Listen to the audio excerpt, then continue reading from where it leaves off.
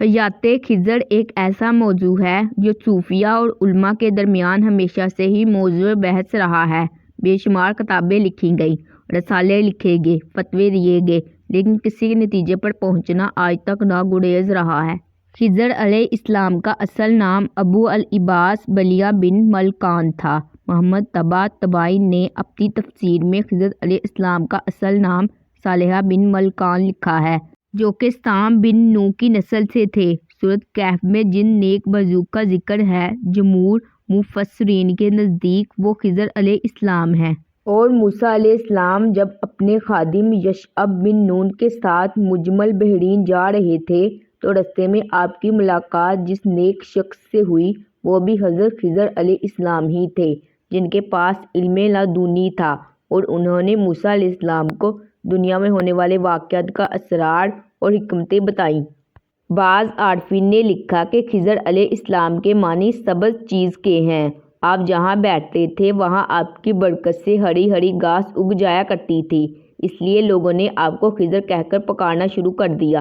حضرت خضر علیہ السلام کے آباء و اجداد بادشاہ تھے اور مسلمان بھی۔ حضرت خضر حضرت ذوالقرنین علیہ السلام کے خالہ زاد بھائی تھے اور وزیر بھی۔ تفسیر ثانوی میں لکھا ہے کہ حضرت خضر علیہ السلام نے حضرت ابراہیم علیہ السلام کے ہاتھوں پر اسلام قبول کیا اور کئی عرصہ ان کی صحبت میں گزارے۔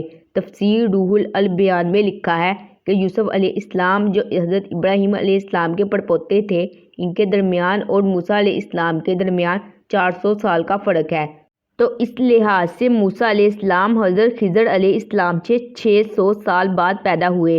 امام بدر الدین عینی شرح صحیح البخاری میں لکھتے ہیں کہ جمہور کا مذہب یہی ہے اور صحیح بھی یہی ہے کہ خضر علیہ السلام نبی تھے اور زندہ ہیں۔ اکثر مشائخ اور صوفیہ بھی اس نظریے کے قائل ہیں۔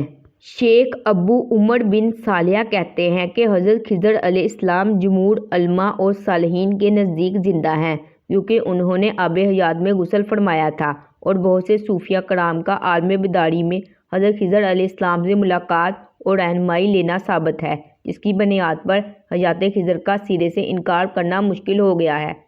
اور اسی طرح تفسیر مظہری میں قاضی ثناء اللہ پانی پتی لکھتے ہیں کہ تمام اشکالات کا حل اسی میں ہے جو حضرت شیخ احمد سرہندی نے اپنے مکاشفہ میں فرمایا ہے۔ وہ کہتے ہیں، میں نے خود خضر علیہ السلام سے اس معاملے کو عالم کشف میں دریافت کیا۔ انہوں نے فرمایا، میں اور الیاس ہم دونوں زندہ ہیں، لیکن اللہ نے ہمیں یہ قوت دی ہے کہ ہم دونوں زندہ لوگوں کی شکل اختیار کر کے اللہ کے حکم اور عزم کے تحت لوگوں کی امداد مختلف صورتوں میں کرتے ہیں۔